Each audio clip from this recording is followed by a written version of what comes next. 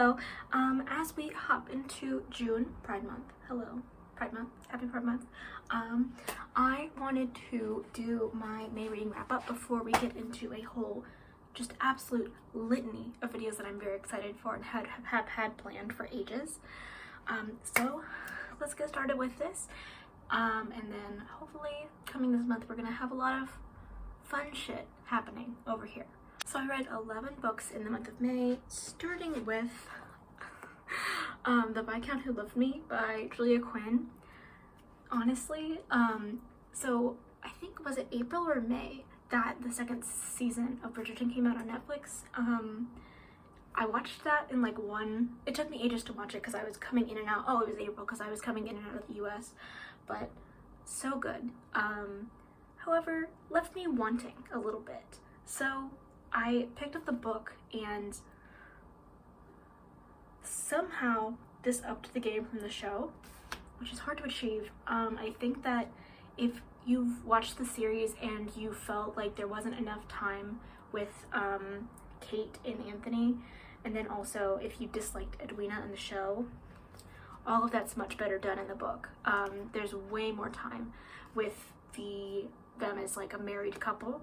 So that was a lot of fun, highly recommend. Next, I read The Mysterious Benedict Society and the Prisoner's Dilemma by Trenton Lee Stewart.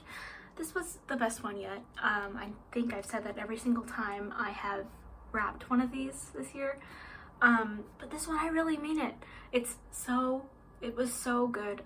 If there's a middle grade age person in your life, or if you just enjoy some good, wholesome fun, I cannot recommend The Mysterious Benedict Society enough. I'm going to be watching the TV show.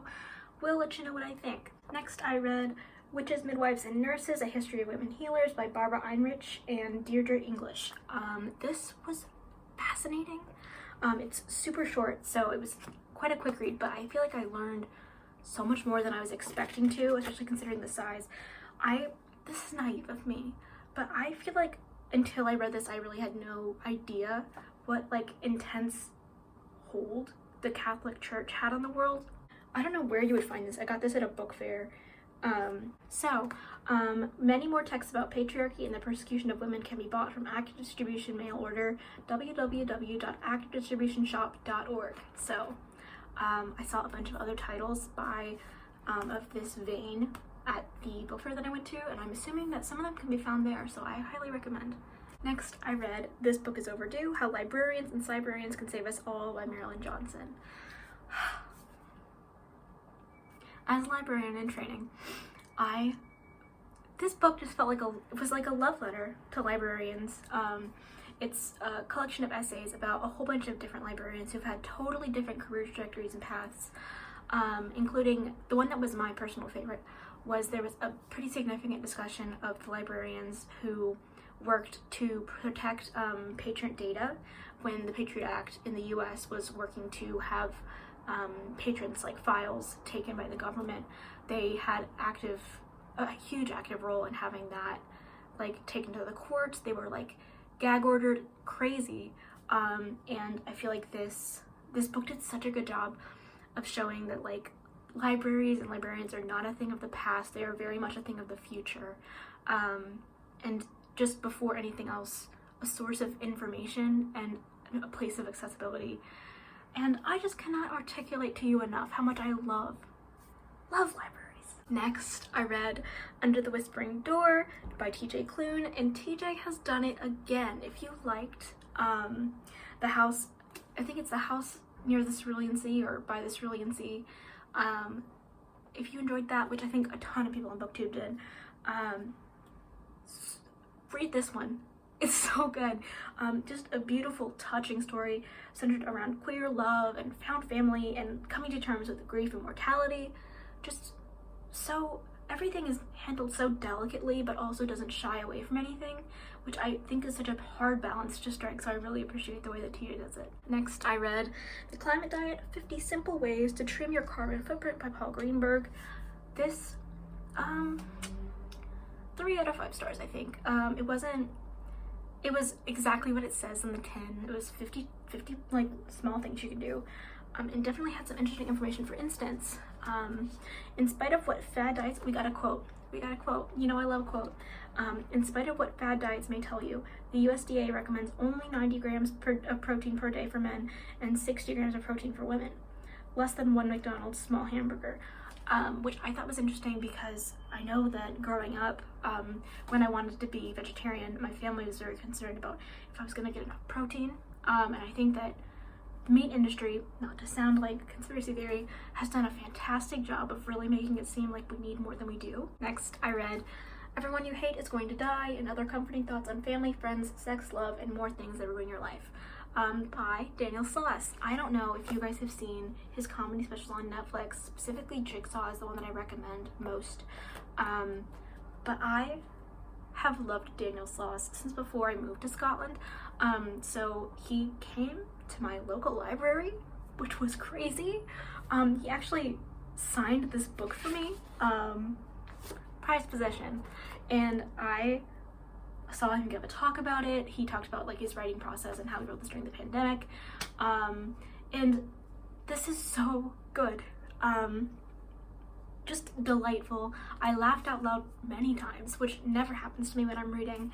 Honestly, if you either haven't watched Jigsaw but would like to, like, if you're not a big comedy special person but you still would like the content, or if you enjoyed Jigsaw and are looking for more, this is basically a written Jigsaw, but just with so much more intricacy.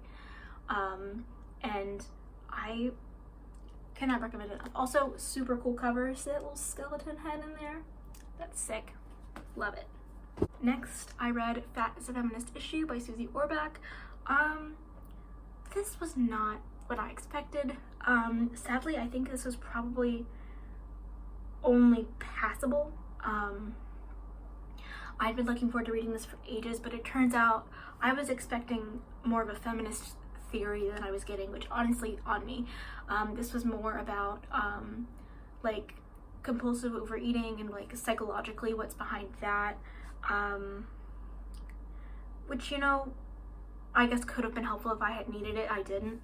But there were some interesting tidbits, including the fact that I had no idea that statistically girls are fed less than infant boys, not on purpose, just instinctively. People feed like female children less than they feed male children. So that's how young that starts. And then I had a couple quotes. For instance, to be a woman is to live with the tension of giving and not getting. And then she had referenced this quote from John Berger's Ways of Seeing. Men act and women appear. Men look at women, women watch themselves being looked at. Which is a concept that I think about a lot, so much. So I loved the way that that was articulated, so I wanted to share that with you. Honestly, don't recommend this one though. Next, I read Characters Before Copyright by Matthew Burkhold. I actually was a student of Matthew Burkhold when I went to Ohio State. This was a fascinating book that I read for research for my dissertation about the history of copyright law and fan fiction in Germany in the 17th century. Super specific.